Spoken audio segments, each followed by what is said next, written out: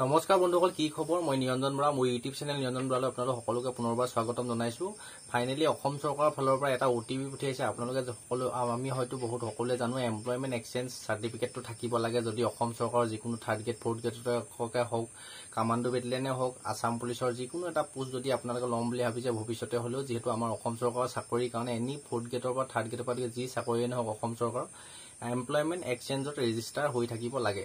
সেই ৰেজিষ্ট্ৰেশ্যন যদি আপোনালোকে অলৰেডি কৰিলে তেন্তে আপোনালোকৰ মোবাইলত নিশ্চয় এটা OTP গৈছে। OTPটো মতে আপোনালোকে কি কৈছে, OTPটো মই এডোখৰত দেখাই দিছোঁ, মোৰ তাতো আহিছে।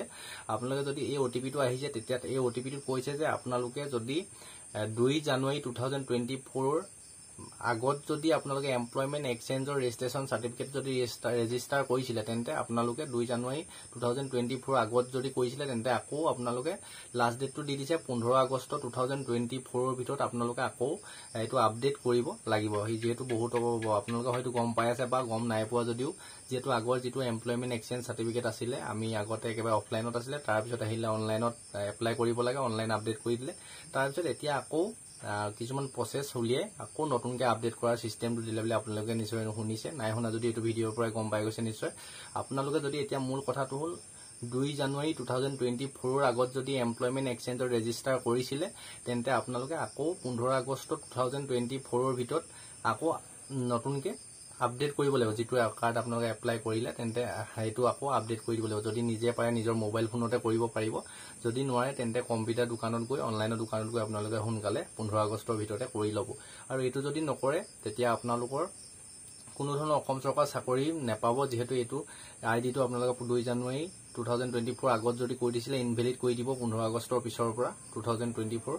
সেইবাবে আপোনালোকে যদি এপ্লাই কৰিছে আছাম পুলিচত হওক, কামাণ্ডো বেটেলিয়নে বা কৰিম বুলি যদি ভাবিছে, থাৰ্ড গ্ৰেড ফ'ৰ্থ গ্ৰেড যদি এপ্লাই কৰি থৈছিলে তেন্তে এই মেছেজটো যদি আহিছে আপোনালোকে 2 জানুৱাৰী 2024 আগত যদি কৰিছিলে ৰেজিষ্ট্ৰেশ্যন এমপ্লয়মেণ্ট এক্সচেঞ্জ চাৰ্টিফিকেটটো তেন্তে নতুনকৈ আপডেট কৰিব লাগিব। মূল কথাটো হ'ল সেইটোৱে। আৰু যিসকল আৰু কিছুমান এনেকুৱা ল'ৰা ছোৱালী ভাবিব পাৰে, বহুতে ভাবিব পাৰে আছাম পুলিচৰ যিহেতু বয়সে হোৱা নাই, 18 বছৰ হোৱাই নাই, তেওঁলোকে এপ্লাই কৰা নাই, তেওঁলোকৰ বেলেগ কথা নাই। এতিয়া আপোনালোকে যিহেতু নতুনকৈ কৰিব, তেওঁলোকৰ অলৰেডি আপডেট হৈ আহিব, তেওঁলোকে চিন্তা কৰিব নালাগে। সেইবাবে যিসকলে, মই আকৌ এবাৰ কৈছোঁ, 2 জানুৱাৰী 2024 আগত যদি এমপ্লয়মেণ্ট এক্সচেঞ্জ চাৰ্টিফিকেটটো ৰেজিষ্ট্ৰেশ্যন কৰিছিলে, আমাৰ যিটো অসম চৰকাৰৰ চাকৰিৰ কাৰণে এমপ্লয়মেণ্ট এক্সচেঞ্জৰ নাম থাকিব লাগে, সেই ৰেজিষ্ট্ৰেশ্যনটো যদি আপোনালোকে 2 জানুৱাৰী 2024 আগত যদি কৰিছিলে তেন্তে আকৌ আপোনালোকে 15 আগষ্ট 2024 ভিতৰত ৰিকে আপডেট কৰিব লাগিব। এইটোৱে মূল উদ্দেশ্যটো। এতিয়া যিটো মেছেজ আমি প্ৰত্যেকৰে নিজৰ নিজৰ মোবাইল ফোনত পাই আছোঁ, যেতিয়া এমপ্লয়মেণ্ট ৰেজিষ্টাৰ যেতিয়া কৰিছিলোঁ তেতিয়া মোবাইল ID দিব লাগে, মোবাইল নাম্বাৰ দিব লাগে, ইমেইল ID দিব লাগে, ইত্যাদিবোৰ দিব লাগে। সেই যিটো মোবাইল নম্বৰ ৰেজিষ্টাৰ হৈ আছিলে সেইটো নাম্বাৰতে আপোনালোকৰ মেছেজসমূহ এতিয়া আহিছে। আৰু যিসকলে এতিয়াও কৰা নাই এমপ্লয়মেণ্ট এক্সচেঞ্জত ৰেজিষ্টাৰ, খুব সোনকালে 18 বছৰ হ'ল যদি, যিহেতু এইটো 15 বছৰ মানৰ পৰাই ৰেজিষ্ট্ৰেশ্যনত কৰিব পাৰে এমপ্লয়মেণ্ট এক্সচেঞ্জত, আপোনালোকে সোনকালে কৰি ল'ব। তেতিয়াহে আগন্তুক অসম চৰকাৰ পুলিচে হওক, কামাণ্ডো বেটেলিয়ন হওক, থাৰ্ড গ্ৰেড ফ'ৰ্থ গ্ৰেড হওক, যিকোনো এনি ডিপাৰ্টমেণ্ট অসম চৰকাৰ চাকৰি এটা পাবলৈ আপোনালোকে সক্ষম হ'ব। এইটো ভিডিঅ' সকলো লগৰ বন্ধু বান্ধৱী, দাদা বাইদেউ, ঘৰৰ পৰিয়ালৰ সদস্য সকলোকে পূৰা শ্বেয়াৰ কৰি দিব। যিসকলে এতিয়াও গম পোৱা নাই, মেছেজটো পঢ়িও যদি বুজি পোৱা নাই, এই ভিডিঅ'টোৰ পৰা গোটেই কথাখিনি ক্লিয়াৰ হৈ যাব। আৰু সকলোকে শ্বেয়াৰ কৰি দিব। যদি ভিডিঅ'টোৰ ইনফৰমেশ্যনটো পাই ভাল লাগিলে তেন্তে লাইক কৰিব। আৰু যদি ইয়াতকৈ কিবা জানিবলগীয়া থাকিলে তেন্তে তলৰ কমেণ্ট বক্সত কমেণ্ট কৰিব।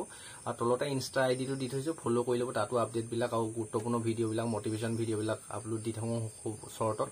সোনকালে ইউটিউবত দিওঁতে অকণমান যিহেতু কামত ব্যস্ত হৈ থাকোঁ, লেট হৈ থাকে।